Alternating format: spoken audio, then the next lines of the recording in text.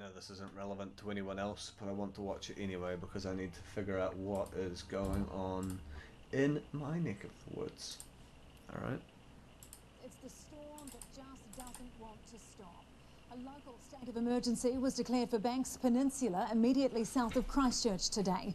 The peninsula town of Akaroa was cut off due to flooding and slips, and the storm caused the loss of communication and power to some areas. Meanwhile, in Christchurch, high winds whipped up waves and left suburbs underwater after 2 days of persistent rain. Senior reporter Juliet Speedy has been out surveying the damage. Fuck that noise. Little river under over a Holy shit, that's big river now. Peninsula to the world. Slips and water along the major state highway that accesses the region after 2 days and nights of persistent non-stop heavy rain.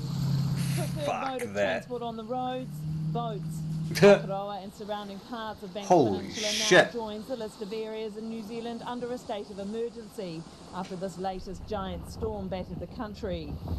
We've got a state of emergency for communications, power. There's a bridge out to Wainui. There's boil water notice in Wainui. What else we got? We've got to look out for the possibility of slips.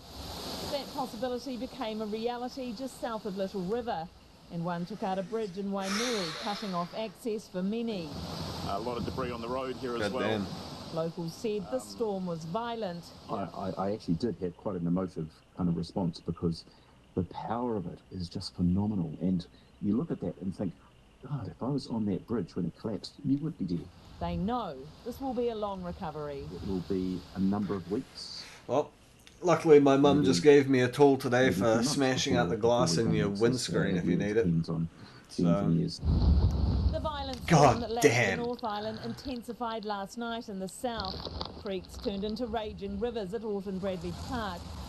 Back in the city in Opawa, man, I haven't seen one that violent in a long time around here. Rubbish truck is coming down this street under thigh-high deep water. We all put our wheelie bins out last night.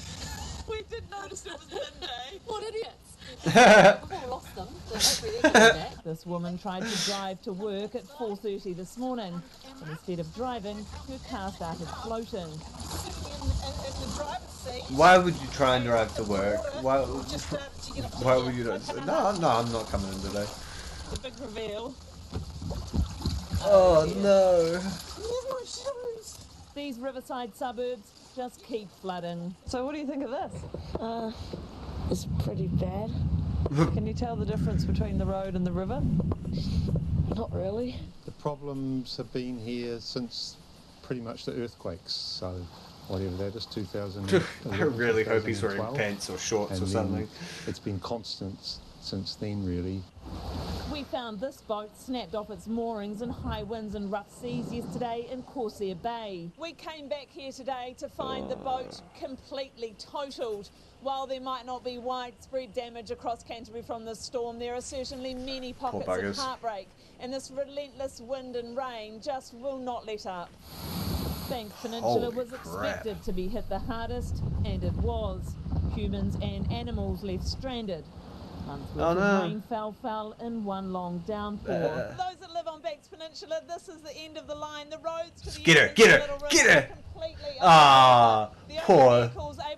Come on, that would have made great TV right there if they had just run through that water and absolutely soaked it. They just keep it coming. Missed opportunity. Dealing with these weather events more and more often. Oh yes, no doubt. I was talking, Mark Mitchell rang me this morning when I was on my way to Akaroa, and so did the Prime Minister, and so did Vanessa Winnick, and they said, right, what can we do, how's it happening, let us know, keep us up to date. So I'm doing Most Prime Ministers would go to the places where the problem's happening. Is only just beginning. I'm sure it will eventually, once it dies joins down. us now after a very sodden day with some wet feet. Juliet, has the weather eased off now? Sam, it has eased off, but would you believe it is still raining? It really has been non-stop. This Gore-Tex jacket really has been put to the test over the last couple of days, and they have in fact just extended Met Service, the heavy rain watch and warnings, till 8 o'clock tonight. It's just what Oz needs, bring all the sharks and jellyfish inland. Front, particularly in Banks Peninsula, there are still many road closures and power Australia outages, wishes it got including water that like main this. road, State Highway 75 over to Banks Peninsula from Christchurch, that will remain closed. If they got this overnight. much So water, then authorities it probably are urging wouldn't be so anyone damn hot all hitting the the time. road, particularly in that part Or at of least this they'd region, get some more places to please swim. either not go out or check at least where you're going before you go. Now back here in Christchurch, authorities are urging people to stop going out. There are rubberneckers going out to check out the floodwaters. Yeah. That causes all kinds of problems, particularly Yeah, for it's New residents in Zealand. those areas. Yeah. So stay home and warm up. We would like to, but we can't because we are out here delivering you this news. But good. Yeah, it's good currently news is the we got forecast over the next couple massive of days rainstorms and stuff happening at the moment, which, to be honest, happens at least once a year. Everybody, including this entire region, will need a good drying Got out. quite a bit big Australian base though, so I'm sure you'll find other Australians in the chat.